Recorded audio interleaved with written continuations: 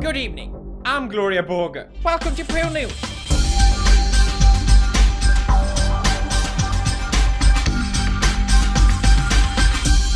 The most politically correct news source of all time. Let's sigh. I wasn't planning to make another PEW News so soon. Don't worry, guys. Squeaky memer PewDiePie will be back very soon. There's just so many news. Oh, breaking news!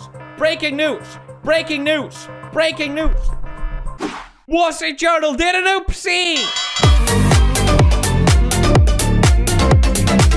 Wall Street Journal apologized to PewDiePie. This just in. Oh my god.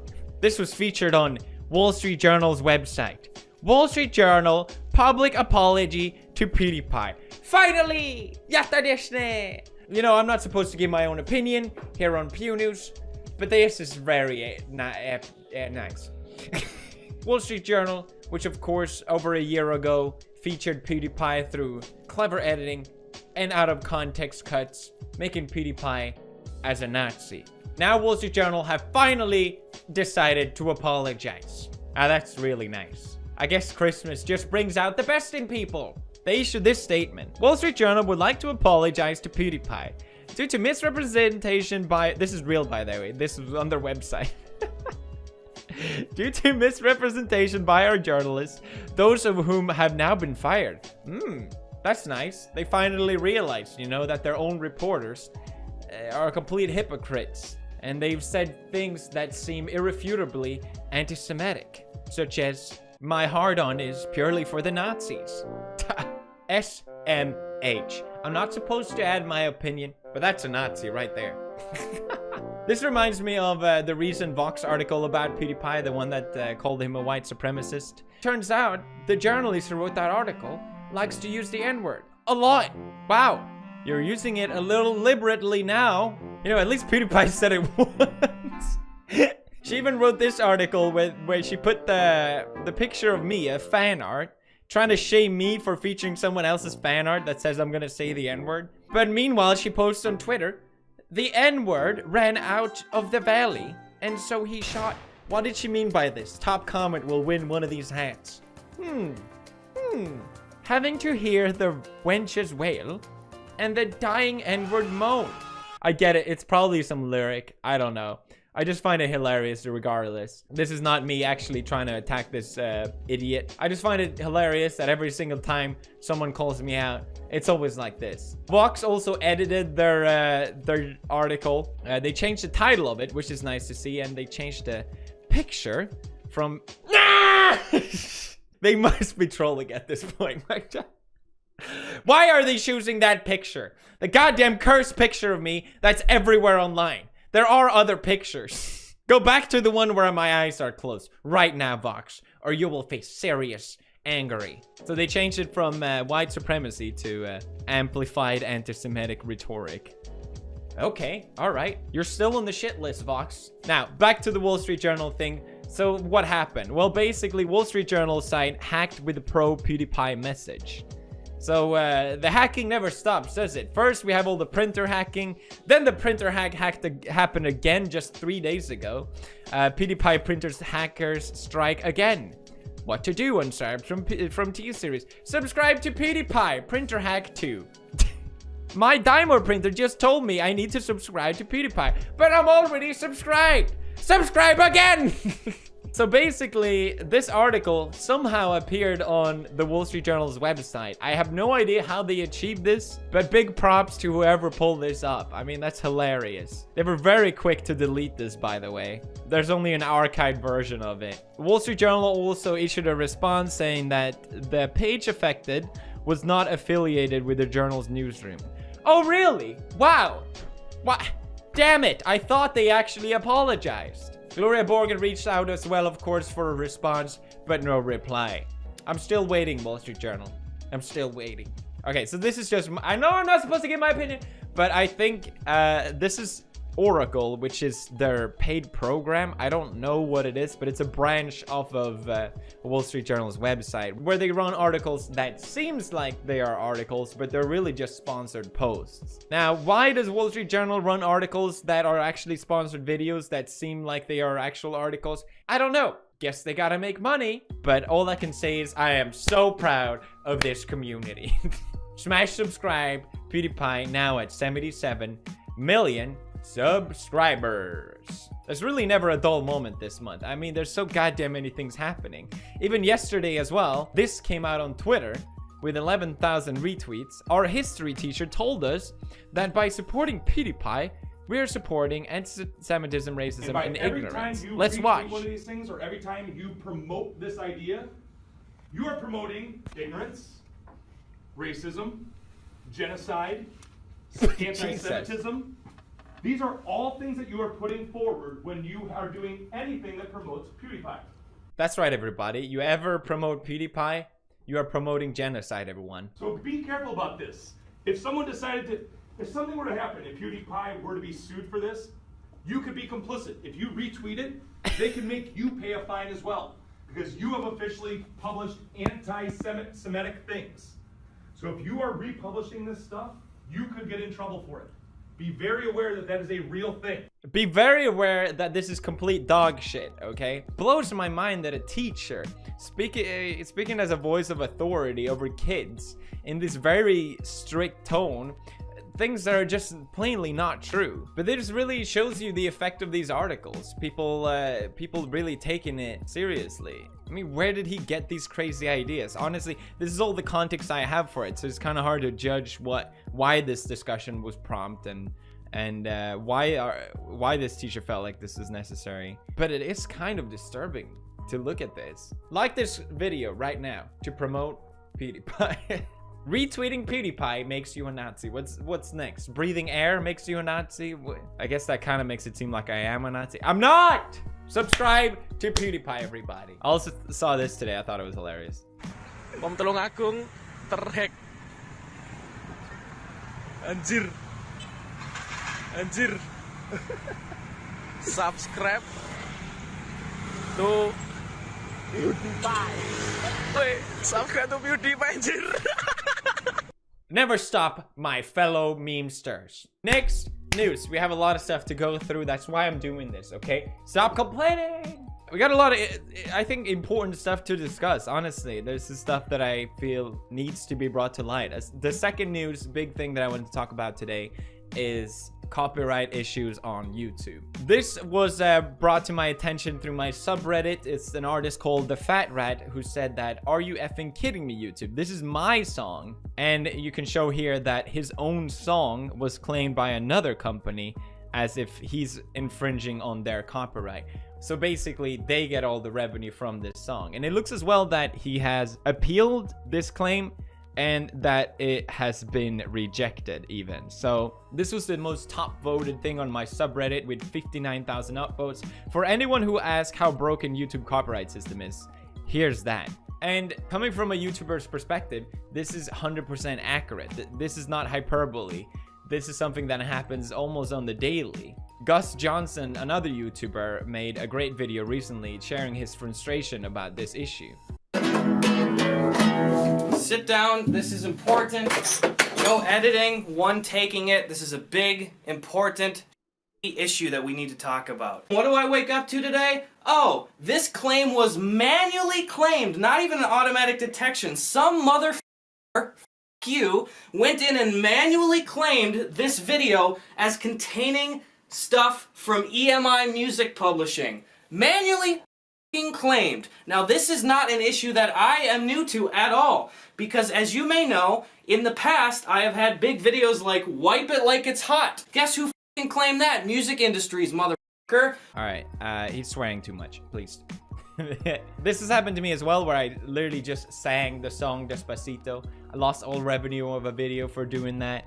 And this guy literally just played a song on a paper towel dispenser. No lyrics, just drumming and rapping on a goddamn paper towel dispenser. And you think that's ridiculous? Well, now, as it turns out, even your own material can get copyrighted. So that really shows you how easy it is to abuse YouTube's current system.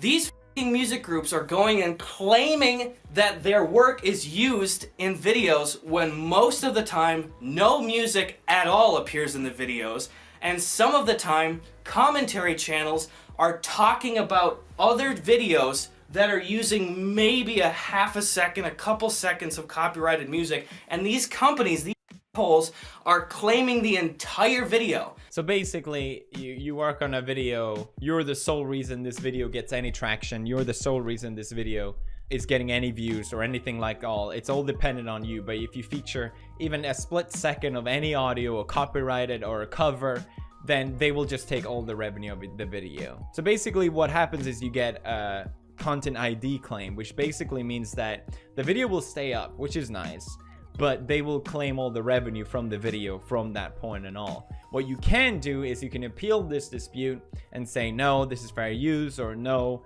I think this was made in error, and they will review it again. But there was one thing that Gus said that was wrong in his video, which is this. They have 30 days, they being the companies that claim the shit, to either drop the suit or let YouTube come in and say, who's right here? YouTube does not come in and say, who's right here. It's basically entirely up to the company to decide whether this is fair use or not, which leads to it being abused most of the time. I mean, it's not really a conversation. One party decides who gets the money.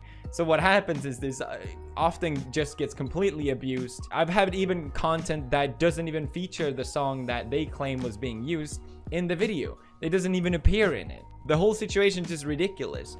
I've had video where I feature Mr. Beast's video in my video, which was important for reference. His video, however, had a background music track in it that I didn't own. So the owner of that background music claimed my video, so I lost the revenue out of the entire video because Mr. Beast used the background music in the video. God damn you, Mr. Beast.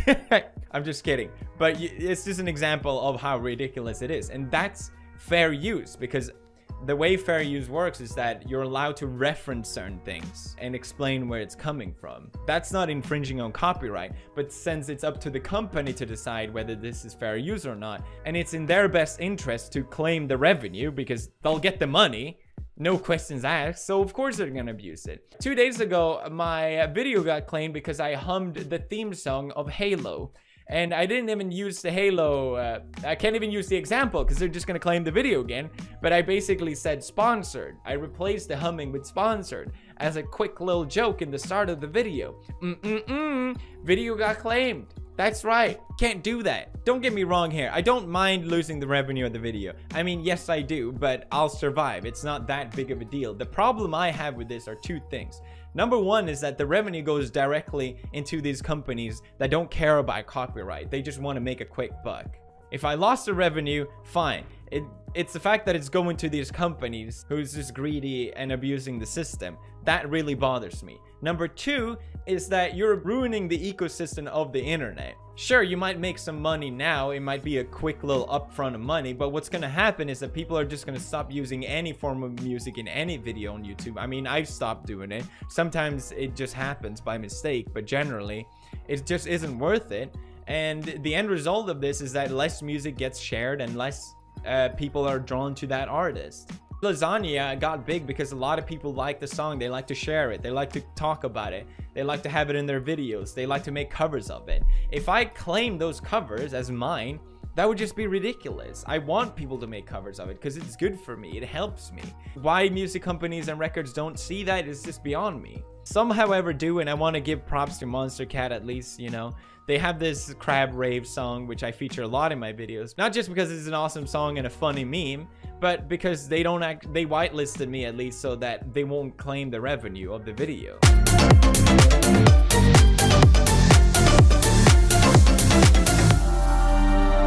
YouTube themselves talk about this, about their argument against Article 13, talking about the Drake song, the whole meme that, I can't even sing it! I can't even sing it! The Drake song that goes, Kiki, do you love me? What? This is so hard. And people would dance outside the car. That's a meme that I didn't review because I knew my video would just get copyrighted. Even though it is a review.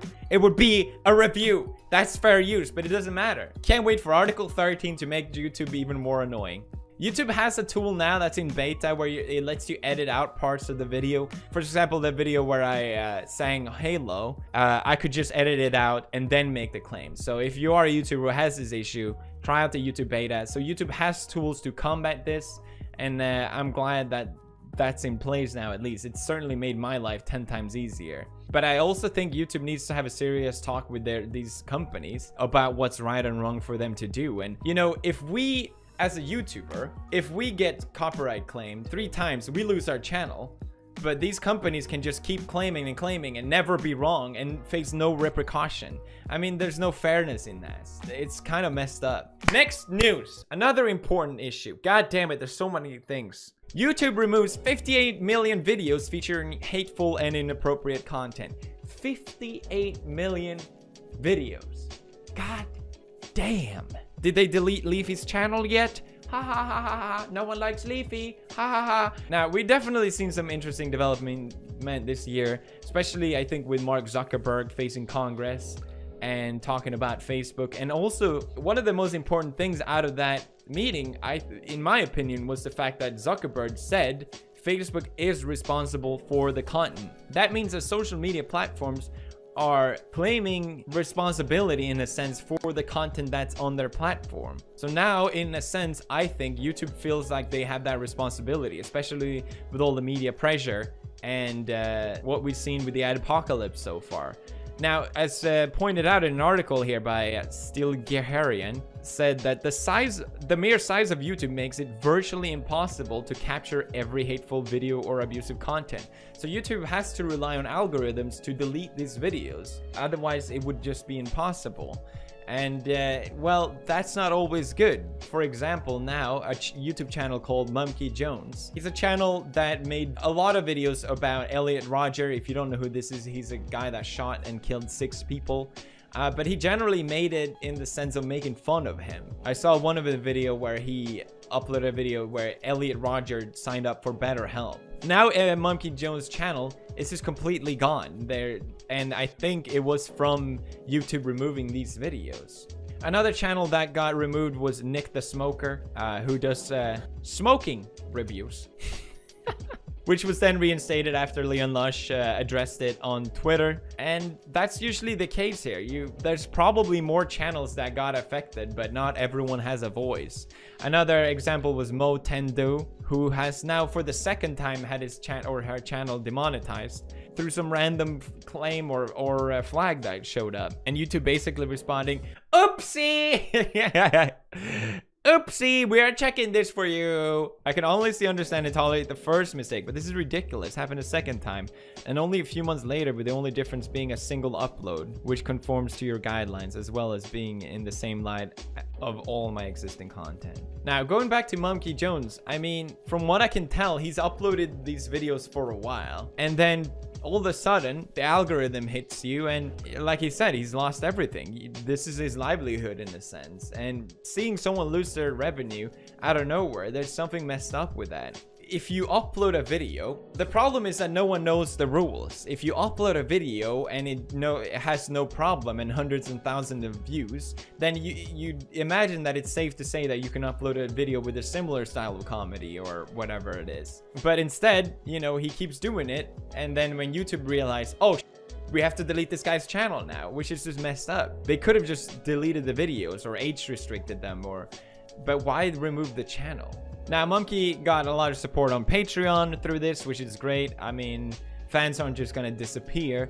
But now, there's even problem with Patreon. For example, Sam Harris, a podcaster, tweeted out a few days ago that, as many of you know, the crowdfunding site Patreon has banned several prominent content creators from its platform. While the company insists that each was in violation of its terms of service, these recent explosions seem more readily explained by political bias. Although I don't share the politics of the band members, I consider it no longer tenable to expose any part of my podcast fundings to the whims of Patreon's Trust and Safety Committee. I find this very disappointing because Patreon was supposed to be this alternative way for creators to earn revenue without getting censored. Sure, advertisers might not like what you're doing. That's understandable in a sense, but now even fan-funded crowdfunded missions could get censored. Some pretty crazy times happening right now. So basically, one of the bans was of Sargon of Akkad. He's defended me from the Wall Street Journal scrutiny, and basically his Patreon was banned because, from what I can tell, he called Nazis the N-word, and this was something that he did outside of his channel. And the Patreon CEO and founder has expressed that you shouldn't have to worry about losing your revenue on Patreon. One thing I feel like I just have to say, I want to like send this, like, That's why you're here. Bring it. like most creators watching this, you just don't have to worry about this. You just don't have to worry about it. Like people like you and most people who are like engaging in healthy dialogue and talking about tough issues, like this is just not something that concerns most creators. And it like kills me a little bit that there's this fear. I mean, clearly that fear wasn't unmerited. Although, to be fair, I mean, Sam Harris had his own system already set up, and he's just gonna make more money because Patreon won't take a cut. I mean, is really what Patreon does that revolutionary? It's literally just a crowdfunding website. It could not be that hard to set up. In terms of like certain things that are allowed, certain things that are not allowed. But the point is, there's this section of the content policy that that specifically mandates like the things that you can do and can't do on Patreon, the platform itself.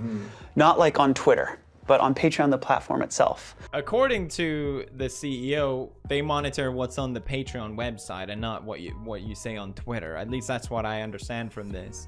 But now with the Sargon incident, it seems like from the email that he got back, showing that Patreon monitors not just what's on their platform, but the entire online presence as well, which is kind of crazy to me. It seems like the internet is in a really rocky time right now where, you know, all these websites that have gotten so big because everyone uses them, and it becomes so fundamental for people to have a proper freedom of speech. Now these websites are trying to decide, well, what is right to say on our websites and not. And most of the times that doesn't align with what the actual users think. I don't think you can fault YouTube for wanting to remove videos on their website and needing to delete content. I don't think anyone actually has a problem with that. I think the way they go about with doing it, that's the problem. You know, because these are people's livelihood at stake here. And I think it's especially disappointing with Patreon because they've always seemed to be the faves of alternative funding. I can understand advertisers not wanting certain content, but that's not what Patreon is supposed to be. So what are the rules? No one knows the rules, everybody. You see all these alternative websites coming up, alternative freedom of speech browsers, freedom of speech version of Twitter, freedom of speech version of YouTube, freedom of speech version of Patreon, but they never seem to caught on. It's like these companies are already so big that it doesn't really matter, which makes it almost even more scary. I don't know. What do you think? Leave a comment down below. Now, the most important news of all time today, I saved it for last, guys. Backpack Kid is suing Epic Games over dance in Fortnite. I'm doing it right now, Backpack Kid. What are you gonna do? You cannot stop me. I don't care. You know what's a great way to support the PewDiePie channel that isn't through Patreon and all that other bullshit? Merch, baby. Down in the description. You know what to do, girl. That's right, only girls buy my merch for some reason. Gloria Burger app.